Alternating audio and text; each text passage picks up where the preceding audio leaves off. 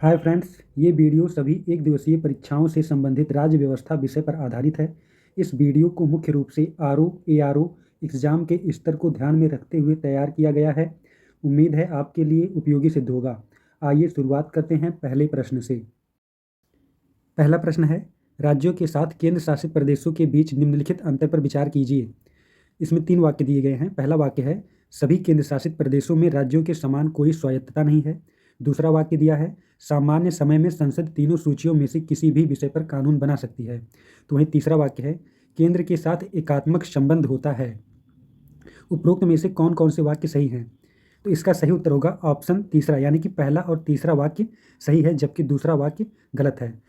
पहला वाक्य सही इसलिए है क्योंकि राज्यों के समान केंद्र शासित प्रदेशों को स्वायत्तता नहीं प्राप्त होती है, और दूसरा वाक्य इसलिए गलत है क्योंकि संसद विशेष परिस्थितियों को छोड़कर राज्य विषय पर कानून नहीं बना सकती है। अगला प्रश्न है, निम्नलिखित में से कौन सी लोकसभा अध्यक्ष की शक्तियां और कर्तव्य हैं? इसमें 4 वाक्य दिए गए हैं। पहला वाक्य है, सदन के कामकाज के संचालन और इसकी कार्यवाही को विनियमित करने के लिए सदन में व्यवस्था और मर्यादा बनाए रखता है।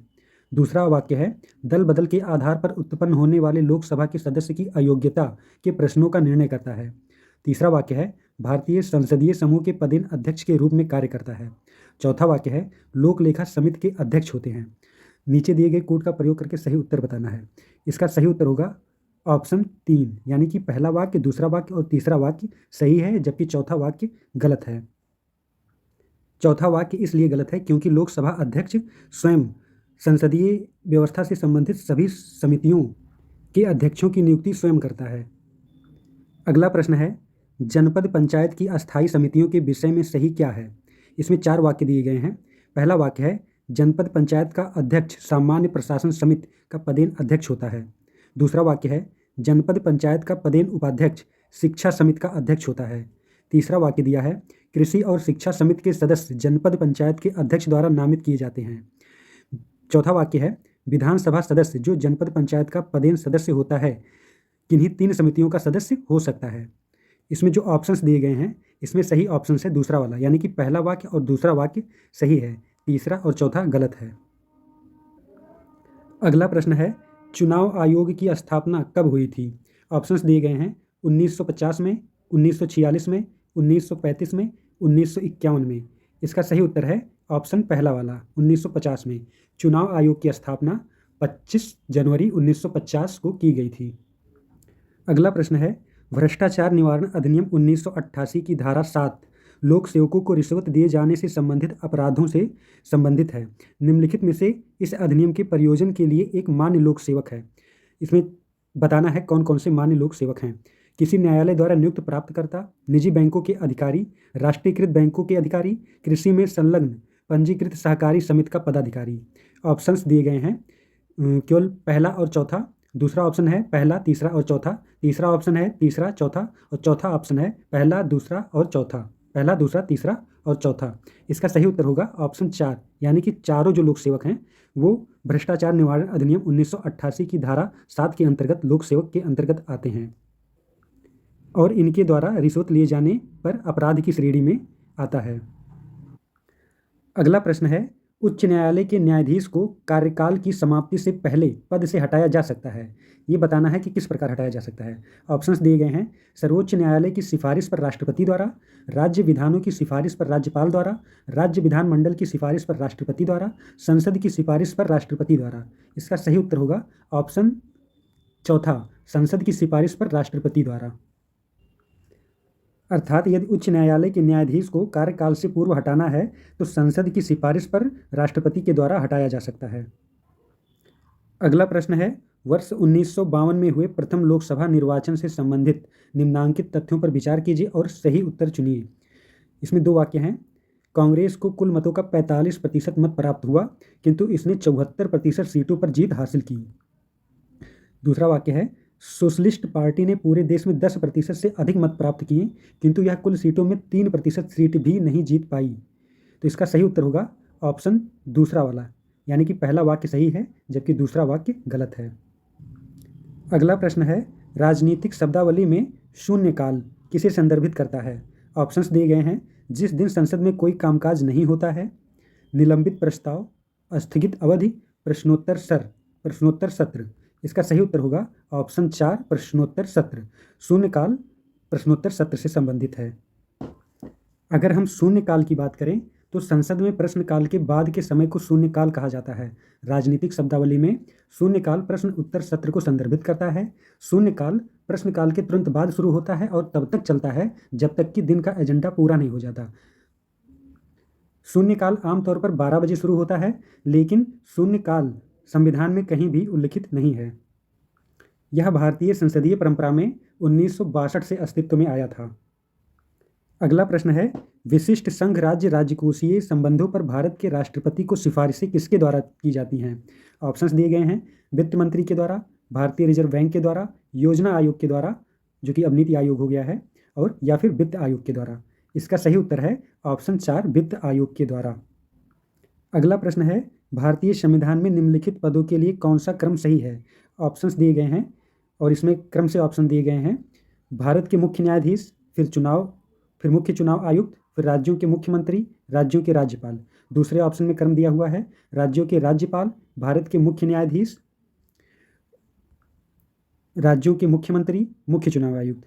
तीसरे ऑप्शन में क्रम दिया हुआ है राज्यों के राज्यपाल, राज्यों के मुख्यमंत्री, भारत के मुख्य न्यायाधीश, मुख्य चुनाव आयुक्त।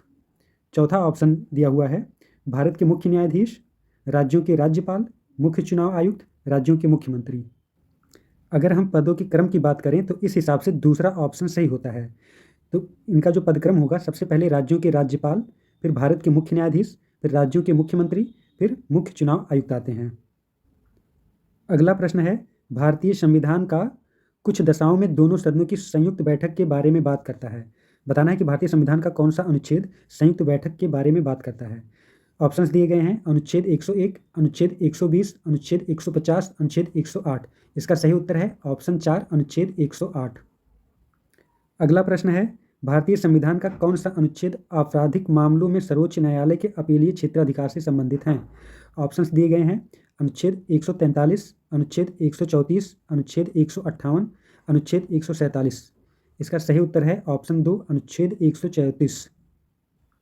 अगला प्रश्न है, भारतीय संविधान के किस संशोधन द्वारा संपत्ति के अधिकार को मौलिक अधिकारों की श्रेणी से हटा दिया गया? ऑप्शंस दिए गए हैं, 77वां संशोधन, 40वां संशोधन, 44वां संशोधन, 42वां संशोधन। इसका सही उत्तर है ऑप्शन 3 44वां संशोधन। अगला प्रश्न है, डैश के पास भारत में नागरिकता के अधिकार को विनियमित करने की शक्ति है। बताना है कि किसके पास नागरिकता के अधिकार को विनियमित करने की शक्ति होती है। ऑप्शंस दिए गए हैं, प्रधानमंत्री, सर्वोच्च न्यायालय, संसद, राष्ट्रपति। इसका सही उत्तर होगा ऑप्शन 3 संसद। संसद के पास यह अधिकार है कि वह नागरिकता से संबंधित कानून बना सके और उसे विनियमित कर सके। अगला प्रश्न है, भारतीय संविधान के किस भाग को भारत का मैग्ना कार्टा कहा जाता है? ऑप्शंस दिए गए हैं, भाग 3, भाग 9, भाग 5, भाग 1। इसका सही उत्तर है भाग 3। संविधान का भाग 3 मौलिक अधिकारों से संबंधित है। इसे भारत का मैग्ना कार्टा भी कहा जाता है। अगला प्रश्न है, 2 या 2 से अधिक राज्यों के लिए सामान्य उच्च न्यायालय होने का प्रावधान किसके द्वारा पेश किया गया था? ऑप्शंस दिए गए हैं, 13वां संशोधन अधिनियम 1962, दूसरा संशोधन अधिनियम 1952, 7वां संशोधन अधिनियम 1956, 10वां संशोधन अधिनियम 1961। इसका सही उत्तर है ऑप्शन तीसरा यानी कि 7वां संशोधन अधिनियम 1956। अगला प्रश्न है, भारत के राष्ट्रगान में उत्कल शब्द किस आधुनिक राज्य को संदर्भित करता है? ऑप्शंस दिए गए हैं, उड़ीसा, राजस्थान, आंध्र प्रदेश, उत्तराखंड। इसका सही उत्तर होगा ऑप्शन पहला यानी कि उड़ीसा। अगला प्रश्न है, चुनाव आयुक्तों की नियुक्ति और पद से हटाने के संदर्भ में निम्नलिखित कथनों पर विचार कीजिए। 3 कथन दिए गए हैं, जिसमें से पहला कथन है, राष्ट्रपति मुख्य चुनाव आयुक्त और चुनाव आयुक्तों की नियुक्ति करते हैं। दूसरा कथन दिया हुआ है, सीईसी को संसद द्वारा सर्वोच्च न्यायालय के न्यायाधीश के समान हटाने की प्रक्रिया के माध्यम से ही पद से हटाया जा सकता है। तीसरा वाक्य है, सीईसी के पास किसी भी निर्णय के संबंध में चुनाव आयुक्तों की तुलना में अधिक शक्तियां हैं। बताना है इसमें कि कौन कौन से सही हैं। इसका सही उत्तर होगा ऑप्शन 1 यानी कि पहला और दूसरा वाक्य सही है, जबकि तीसरा वाक्य गलत है। अगला प्रश्न है, संविधान में संशोधन करने की संसद की शक्ति संविधान के किस भाग में निहित है? ऑप्शंस दिए गए हैं, 22वें भाग में, 20वें भाग में, 19वें भाग में, 21वें भाग में। इसका सही उत्तर है ऑप्शन 2, 20वें भाग में। अगला प्रश्न है, भारतीय संविधान के किस अनुच्छेद का संबंध राष्ट्रपति पर महाभियोग चलाने की प्रक्रिया से है? ऑप्शंस दिए गए हैं, अनुच्छेद 72, अनुच्छेद 76, अनुच्छेद 75, अनुच्छेद 61। इसका सही उत्तर है ऑप्शन 4, अनुच्छेद 61। अगला प्रश्न है, निम्नलिखित में से कौन सुरक्षा पर कैबिनेट समिति का सदस्य नहीं होता है? ऑप्शंस दिए गए हैं, विदेश मामलों के मंत्री, वित्त मंत्री, कानून और न्याय मंत्री, रक्षा मंत्री। इसका सही उत्तर है ऑप्शन 3, कानून और न्याय मंत्री इसका सदस्य नहीं होता है, जबकि विदेश मामलों के मंत्री, वित्त मंत्री और रक्षा मंत्री कैबिनेट समिति के सदस्य होते हैं, जो कि सुरक्षा पर आधारित होती है। अगला प्रश्न है, राष्ट्रीय अनुसूचित जाति और अनुसूचित जनजाति आयोग के संदर्भ में निम्नलिखित कथनों पर विचार कीजिए। 3 कथन दिए हुए हैं। पहला कथन है, 89वां संविधान संशोधन अधिनियम 2003 राष्ट्रीय अनुसूचित जाति और अनुसूचित जनजाति आयोग को संवैधानिक मान्यता प्रदान करता है। दूसरा वाक्य लिखा हुआ है, आयोग के पास वे सभी शक्तियां होंगी जो वाद का अनुसरण करते समय सत्र न्यायालय के पास होती हैं। तीसरा वाक्य है, आयोग के अध्यक्ष और सदस्यों की नियुक्ति राष्ट्रपति द्वारा की जाती है। इसका सही उत्तर होगा ऑप्शन 3, यानी कि केवल तीसरा कथन सही है, जबकि पहला और दूसरा कथन गलत हैं। अगला प्रश्न है, परमादेश से क्या अभिप्राय है? ऑप्शंस दिए हुए हैं। इसका अभिप्राय है कि न्यायालय आदेश जारी करता है कि बंदी व्यक्ति को उसके सम्मुख प्रस्तुत किया जाए। दूसरा ऑप्शन है, जब न्यायालय पाती है कि कोई पदधारक विशेष अपने विधिक कर्तव्य का पालन नहीं कर रहा है, तब यह रिट जारी किया जाता है। तीसरा ऑप्शन है, यह रिट किसी उच्चतर न्यायालय द्वारा उस समय जारी किया जाता है जब अधीनस्थ न्यायालय ने अपनी अधिकारिता से बाहर जाकर किसी वाद पर विचार किया हो। और चौथा ऑप्शन है, इस रिट के अधीन न्यायालय निचली अदालत या किसी अन्य प्राधिकरण को अपने समक्ष लंबित मामले के उच्चतर प्राधिकरण या न्यायालय को अंतरित करने का आदेश देती है। इसका जो सही उत्तर होगा ऑप्शन 2, यानी कि जब न्यायालय पाती है कि कोई पदधारक विशेष अपने विधिक कर्तव्य का पालन नहीं कर रहा है, तब यह रिट जारी कर सकता है। अगला प्रश्न है, निम्नलिखित में से कौन सा संघ सूची का विषय है? ऑप्शंस दिए गए हैं, पुलिस, देश की रक्षा, व्यापार एवं वाणिज्य, कृषि। इसका सही उत्तर है ऑप्शन 2, देश की रक्षा संघ सूची का विषय है। अगला प्रश्न है, इसमें बताना है कि राज्य की आकस्मिक निधि किसके अधीन होती है? ऑप्शंस दिए गए हैं, राज्य के विधानसभा अध्यक्ष के अधीन, राज्य के वित्त मंत्री के अधीन, भारत के राष्ट्रपति के अधीन, राज्य के राज्यपाल के अधीन। तो इसका सही उत्तर है, राज्य की आकस्मिक निधि राज्य के राज्यपाल के अधीन होती है, यानी कि ऑप्शन 4 सही है। अगला प्रश्न है, निम्नलिखित कथनों पर विचार कीजिए और सही विकल्प चुनिए। इसमें 2 कथन लिखे हुए हैं, भारत में मतदाताओं की संख्या विश्व में सर्वाधिक है, और दूसरा कथन है, भारत में केवल 21 वर्ष से अधिक आयु के व्यक्तियों को मतदान करने का अधिकार है। ऑप्शंस दिए गए हैं, ए और बी दोनों सत्य हैं। दूसरा ऑप्शन है, ए और बी दोनों असत्य हैं। तीसरा ऑप्शन है, ए सत्य है लेकिन बी असत्य है। और चौथा ऑप्शन है, ए असत्य है लेकिन बी सत्य है। तो इसका जो सही उत्तर होगा ऑप्शन 3, यानी कि पहला कथन सही है और दूसरा कथन गलत है, क्योंकि भारत में मतदान करने की उम्र 18 वर्ष है, ना कि 21 वर्ष।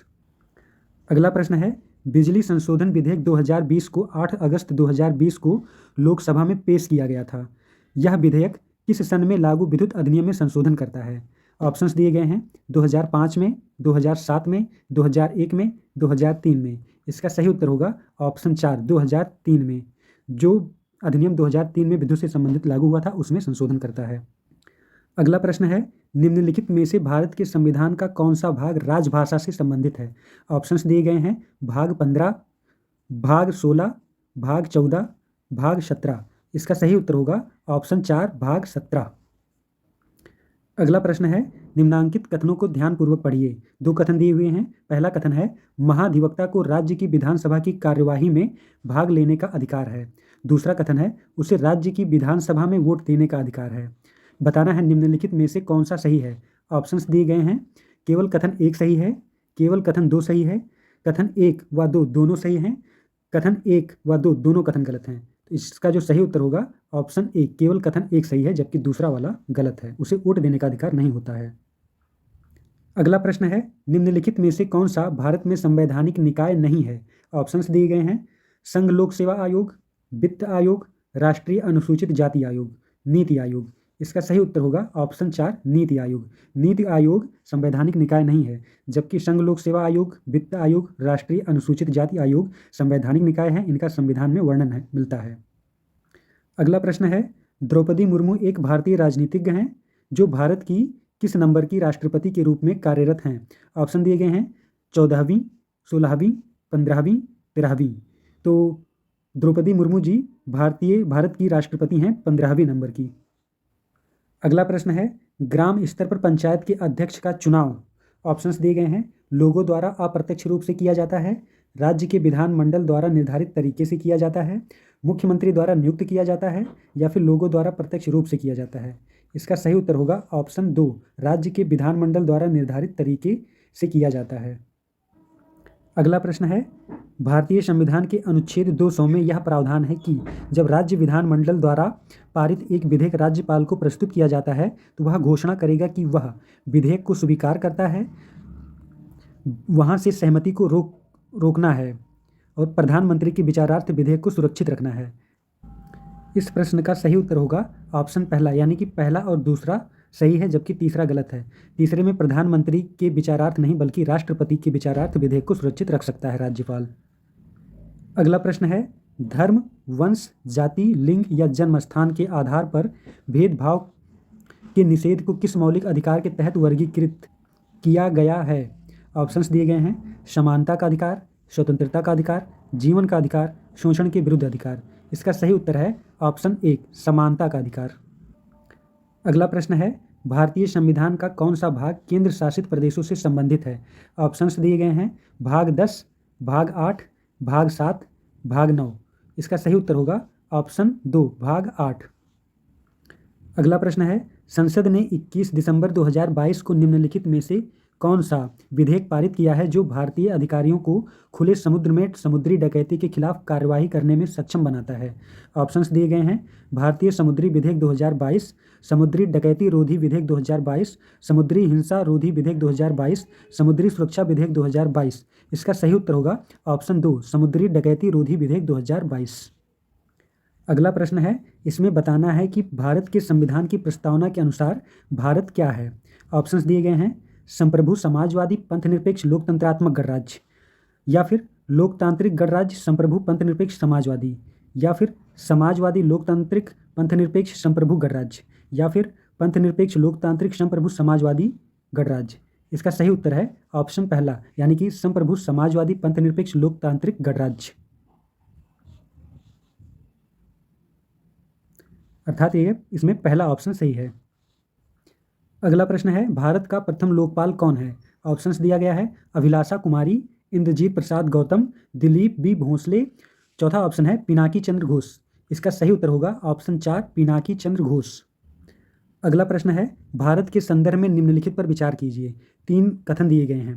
पहला कथन है, आत्महत्या के लिए उकसाना एक गंभीर अपराध है जिसकी सुनवाई सत्र न्यायालय में होती है और यह संज्ञेय, गैर जमानती, गैर समनीय अपराध है। दूसरा कथन है, एक संज्ञेय अपराध वह होता है जिसमें एक पुलिस अधिकारी अदालत से वारंट के बिना गिरफ्तारी कर सकता है। वहीं तीसरा कथन है, असमनीय अपराध वह है जिसमें शिकायतकर्ता और अभियुक्त के बीच समझौता हो जाने पर भी शिकायतकर्ता द्वारा मामला वापस नहीं लिया जा सकता। इसमें बताना है कि कौन कौन से कथन सही हैं। तो इसका सही उत्तर होगा ऑप्शन 4, तीनों ही कथन सही हैं। अगला प्रश्न है, विनियम, नियम, उपनियम तथा नियमावली बनाने के लिए संसद द्वारा कार्यपालिका को प्रतिनिधित्व अथवा संविधान द्वारा प्रदत्त शक्तियों का उपयोग भली भांति हो रहा है या नहीं हो रहा है, इस पर विचार करने एवं प्रतिवेदन देने के लिए किस संसदीय समिति का गठन किया जाता है? ऑप्शंस दिए गए हैं, अधीनस्थ विधायन समिति का, आचार समिति का, कार्य सलाहकार समिति का, सरकारी आश्वासन समिति का। इसका सही उत्तर है ऑप्शन 1, अधीनस्थ विधायन समिति का गठन किया जाता है। अगला प्रश्न है, भारत के संविधान का कौन सा अनुच्छेद राष्ट्रपति या उपराष्ट्रपति के चुनाव से संबंधित शंकाओं और विवादों के निर्धारण से संबंधित है? ऑप्शंस दिए गए हैं, अनुच्छेद 81, अनुच्छेद 71, अनुच्छेद 61, अनुच्छेद 91। इसका सही उत्तर है ऑप्शन दूसरा, यानी कि अनुच्छेद 71। अगला प्रश्न है, भारत के संविधान में वर्तमान में कितनी अनुसूचियां हैं? ऑप्शंस दिए गए हैं, 12, 14, 25, 10। इसका सही उत्तर है ऑप्शन 1, 12 अनुसूचियां हैं। अगला प्रश्न है, निम्नांकित कथनों पर विचार कीजिए और सही विकल्प चुनिए। 2 कथन दिए गए हैं। पहला कथन है, भारत में प्रधानमंत्री के निधन पर अथवा उसके द्वारा त्यागपत्र दिए जाने की स्थिति में मंत्रिपरिषद स्वतः ही भंग हो जाता है। दूसरा कथन है, किसी मंत्री के निधन पर उसकी बर्खास्तगी अथवा उसके द्वारा त्यागपत्र दिए जाने की स्थिति में केवल मंत्री का पद रिक्त हो जाता है। तो इसका सही उत्तर होगा ऑप्शन 1। यह पहला और दूसरा दोनों ही कथन सही हैं। अगला प्रश्न है, विपक्षी दल के नेता को सदन में विपक्ष के नेता के रूप में मान्यता प्राप्त करने के लिए कितनी सीटों की आवश्यकता होती है? ऑप्शंस दिए गए हैं, सदन की कुल सदस्य संख्या का 6वां भाग, सदन की कुल सदस्य संख्या का 8वां भाग, सदन की कुल सदस्य संख्या का 10वां भाग, सदन की कुल सदस्य संख्या का 1/4 सीट।